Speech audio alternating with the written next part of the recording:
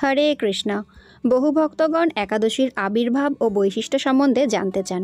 সেই কারণে একাদশীর বিবিধ কিছু তত্ত্ব বিষয় পদ্মপুরাণের 14 অধ্যায়ের ক্রিয়াসাগর সার অংশ থেকে উদ্ধৃত করা হলো।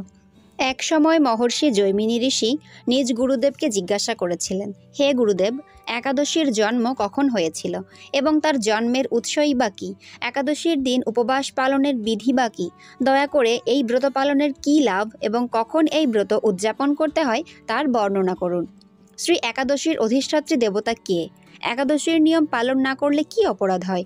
দয়া করে এই বিষয়ে আপনার কৃপা বর্ষণ করুন। শ্রীলা ব্যাসদেব জৈমিনী ঋষির প্রশ্ন শুনে অপ্রাকৃত আনন্দধামে উন্নীত হয়ে বললেন, হে ব্রহ্মর্ষি জৈমিনী, একাদশী পালনের ফল প্রকৃত রূপে পরমেশ্বর নারায়ণই শুদ্ধভাবে বর্ণনা করতে সক্ষম। কিন্তু আমি তোমার প্রশ্নের সংক্ষিপ্ত উত্তর দেব। সৃষ্টির প্রারম্ভে পরমেশ্বর ভগবান পঞ্চমহাভূত দ্বারা স্থাবর ও অস্থাবর জীবগণকে পৃথিবীতে সৃষ্টি করেন। সেইরূপ মানুষকে শাস্তি দেওয়ার উদ্দেশ্যে পাপ পুরুষকেও তিনি সৃষ্টি করেন।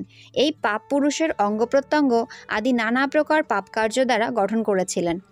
তার মস্তকটি ছিল ব্রহ্মহত্যার পাপ, চোখ দুটি নেশায় আসক্তিজনিত পাপ, মুখটি ছিল স্বর্ণচর্যজনিত পাপ, কান দুটি সদ্গুরুর পত্নীতে উপগমন, নাসিকা পরপত্নী হত্যা, হাত দুটি গোহত্যাজনিত পাপ, গ্রীভা পরধন চৌর্যজনিত পাপ, বক্ষদেশ ভ্রূণ হত্যাজনিত পাপ, নিম্নবক্ষ পরকীয়া উপগমনজনিত পাপ, উদর আত্মীয় হননের পাপ, নাভিমূল অধীনস্থ জনকে হত্যার পাপ, কোটিদেশ আত্মস্তুতি পাপ, জঙ্ঘা গুরুর প্রতি অপরাধজনিত পাপ, লিঙ্গ নিজ কন্যা বিক্রয়জনিত পাপ, পশ্চাৎদেশ গোপন বিষয় প্রকাশ করার পাপ, পদদয় পিতৃহত্যার পাপ, তার কেশরাজি অন্যান্য পাপকর্মাদি দ্বারা আবৃত ছিল। এই প্রকার একটি বিভৎস পাপময় জীব সৃষ্টি করেছিলেন, যার শরীর ঘোর কৃষ্ণবর্ণ, চোখ দুটি পীতবর্ণ। সে পাপীদের অতীব দুর্দশা দান করে। পরমেশ্বর ভগবান শ্রী বিষ্ণু এই পাপ পুরুষকে দেখে নিজ মনে চিন্তা করতে লাগলেন, আমিই জীবগণের সুখ ও দুঃখের স্রষ্টা, আমি তাদের প্রভু, কারণ পাপ পুরুষ সৃষ্টি করেছি। সে অসাধু, প্রতারক এবং পাপীদের দুঃখ কষ্ট দেয়। এখন এই পাপ পুরুষকে নিয়ন্ত্রক সৃষ্টি করতে হবে। এই সময় যমরাজও নানা প্রকার নরক সৃষ্টি করলেন।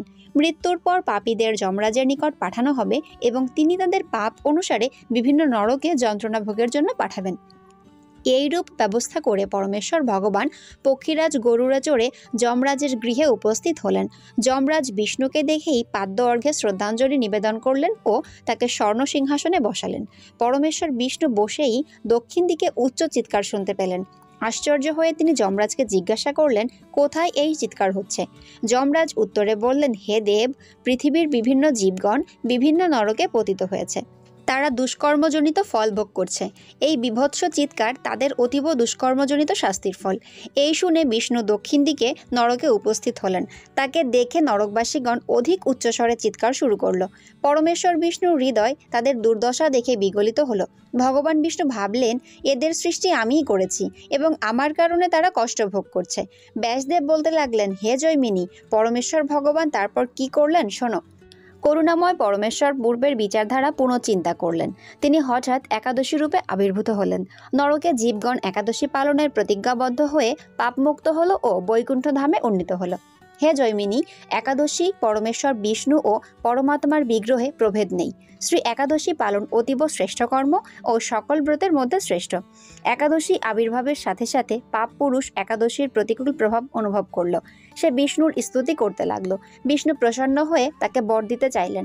পাপ পুরুষ বলল, আমি আপনার সৃষ্ট, পাপীর শাস্তি আমার মাধ্যমে দিতে আপনি ইচ্ছা করেছিলেন, কিন্তু এখন একাদশীর প্রভাবে আমার অস্তিত্ব ধ্বংস হয়ে যাচ্ছে।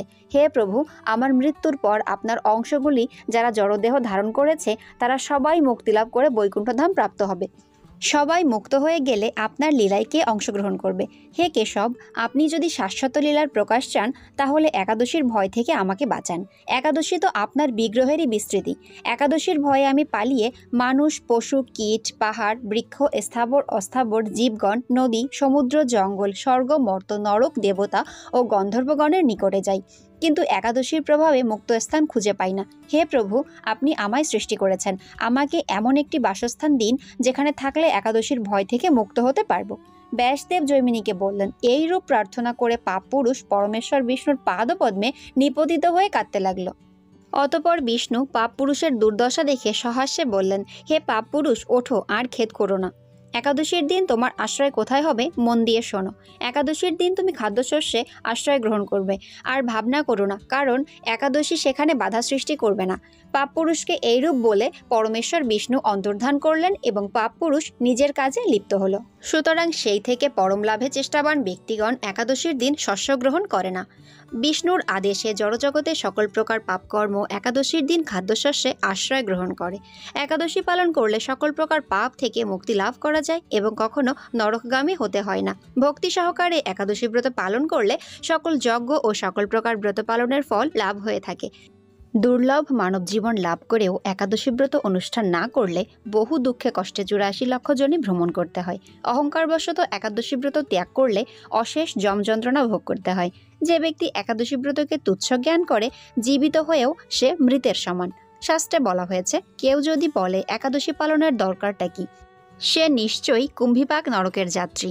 একাদশী ব্রত পালন না করে তীর্থস্নান আদি অন্নব্রত পালনকারীর অবস্থা গাছের গোড়া কেটে পাতায় জলদানের মতো। একাদশী পালন না করে যারা দেহধর্মে আগ্রহ দেখায়, ধর্মের নামে পাপরাশিতে তাদের উদর পূর্ণ হয়। একাদশী তিথিতে ধান, গম, যব, ভুট্টা ও সরিষা জাতীয় যাবতীয় খাদ্য বর্জনীয়। শ্রীল জীব গোস্বামী তার ভক্তি সন্দর্ভ গ্রন্থে স্কন্দ পুরাণের একটি উদ্ধৃতি দিয়ে বলেছেন, যে মানুষ একাদশীর দিন শস্যদানা গ্রহণ করে সে তার পিতামাতা, ভাই এবং গুরু হত্যাকারী, এবং সে যদি বৈকুণ্ঠলোকেও উন্নীত হয় তবুও তার অধপতন হয়। ক্ষত্রিয়, বৈশ্য, শূদ্র নির্বিশেষে একাদশী পালন করা অবশ্য কর্তব্য, ইহাই বর্ণাশ্রমের ভিত্তি। শ্রী চৈতন্য মহাপ্রভুও তার সধবা জননী শ্রী শচীদেবীকে একাদশী ব্রত পালন করতে অনুরোধ করেছিলেন। একাদশী তিথিতে নির্জলা উপবাস করাই শ্রেয়, কিন্তু এতে অসমর্থ ব্যক্তি একাদশীর প্রসাদ রূপে অল্প পরিমাণে ফলমূল, জল, আলু, সবজি, দুধ, দুগ্ধজাত খাদ্য গ্রহণ করতে পারে। সারাদিন হরিভক্ত সঙ্গে শ্রী ভগবানের নাম, রূপ, গুণ, লীলা শ্রবণ, কীর্তন, স্মরণ করতে হয়। রাত্রি জাগরণ বা হরিকথা শ্রবণ করা প্রয়োজন। একাদশী ব্রত পালনের সময় পরনিন্দা, পরচর্চা, মিথ্যা ভাষণ, ক্রোধ, দুরাচারী দর্শন সম্পূর্ণভাবে নিষিদ্ধ। একাদশী পালন করলেই সর্ব পাপ নাশ হয় এবং অবশ্যই বৈকুণ্ঠ ধাম লাভ করা যায়। হরি বল।